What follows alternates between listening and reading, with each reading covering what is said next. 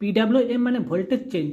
তুমি যদি এটা ভাবো তাহলে আজকের ভিডিওটা শেষ পর্যন্ত দেখতেই হবে, কারণ আজ আমি অসিলোস্কোপ দিয়ে প্রমাণ করব পিডাব্লিউএম আসলে ভোল্টেজ কন্ট্রোল না, টাইম কন্ট্রোল বা ডিউটি সাইকেল কন্ট্রোল। বিগিনারদের সবচেয়ে বড় কনফিউশন হয় পিডাব্লিউএম নিয়ে। অনেকে ভাবে অ্যানালগ রাইট মানে অ্যানালগ ভোল্টেজ, কিন্তু বাস্তবে অর্ডিনো পিডাব্লিউএম পিন থেকে অ্যানালগ ভোল্টেজ আসে না, আসে digital pulse.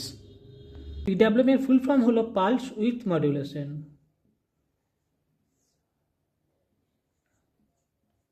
Pulse with modulation.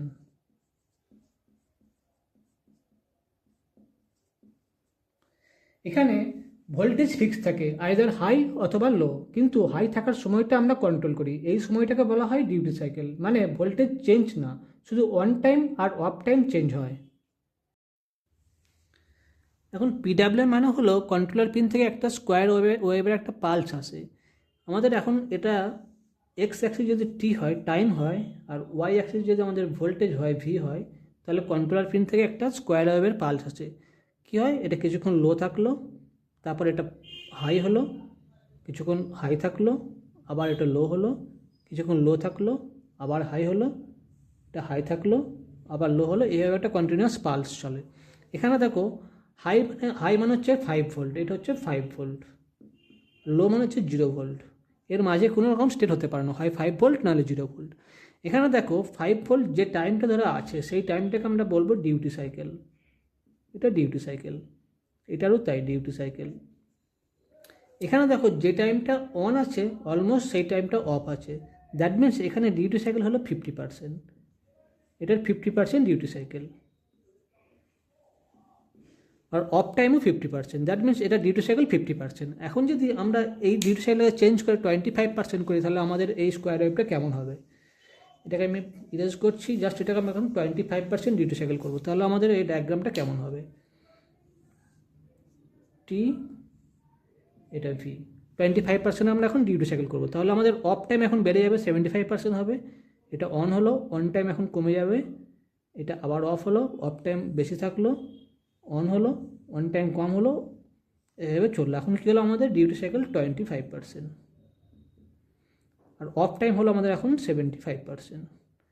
মানে এটা 5 ভোল্ট, এটা 0 ভোল্ট। দেখো আমাদের ডিউটি সাইকেল এখন অনেক কমে গেছে, সেই জন্য 25% হয়ে গেছে। এখন যদি আমরা এটাকে 75% ডিউটি সাইকেল করি, তাহলে কী হবে?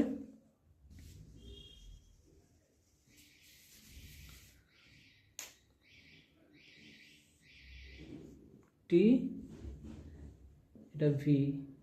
এখন আমরা 75% ডিউটি সাইকেল করবো, তাহলে আমাদের এখন অফ টাইম কম হয়ে যাবে, অন টাইম বেশি হবে।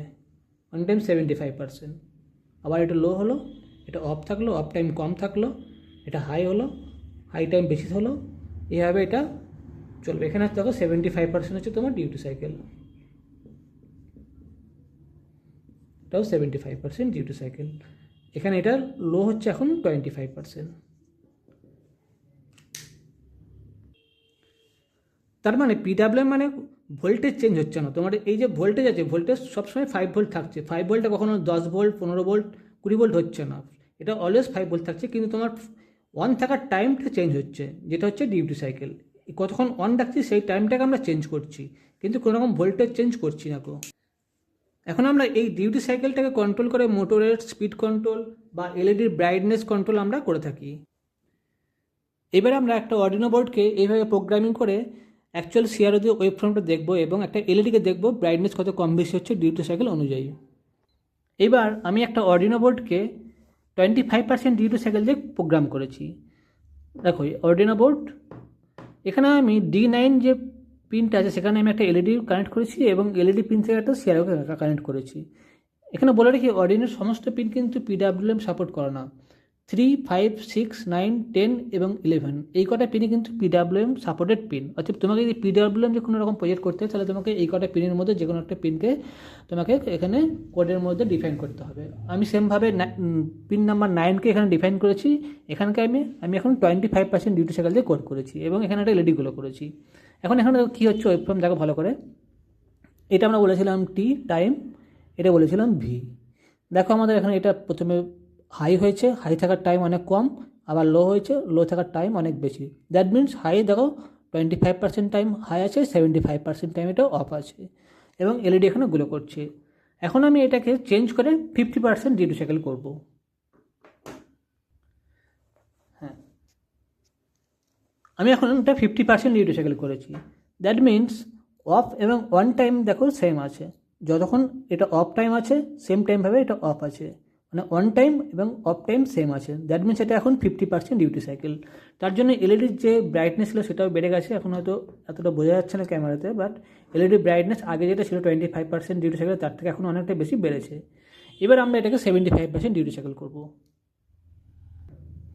হ্যাঁ, এখন আমি 75% ডিউটি সাইকেল করেছি। হ্যাঁ, দেখো এখন প্রথমে এটা লো হয়েছে, হাই হয়েছে, হাই টাইম অনেক বেশি হয়ে গেছে, আবার লো হয়েছে, লো টাইম অনেক কম হয়েছে, আবার হাই হয়েছে, এখন 75% টাইমও হাই আছে। দ্যাট মিনস এখন এটা ডিউটি সাইকেল 75%। তার জন্য এলইডির ব্রাইটনেসও অনেক বেড়ে গেছে।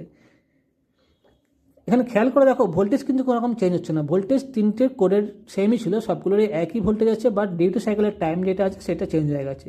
25% অনেকটা কম ছিল, 50% একটু বেড়েছিল, এখন 75% অন টাইম অনেক বেশি হয়ে গেছে এবং অফ টাইম অনেক কম হয়েছে। সো আজকের ভিডিওতে আমরা পরিষ্কারভাবে দেখলাম পিডাব্লিউএম মানে ভোল্টেজ চেঞ্জ না। অর্ডিনো পিডাব্লিউএম পিন সবসময় 0 ভোল্ট অথবা 5 ভোল্ট দেয়, কিন্তু ওয়ান টাইম চেঞ্জ করে, যেটাকে বলে ডিউটি সাইকেল। এবং অসিলোস্কোপে আমরা সেটাই দেখলাম। হয়ে থাকে তাহলে লাইক অ্যান্ড স্টেমক্রাফট ল্যাবকে সাবস্ক্রাইব করে রেখো।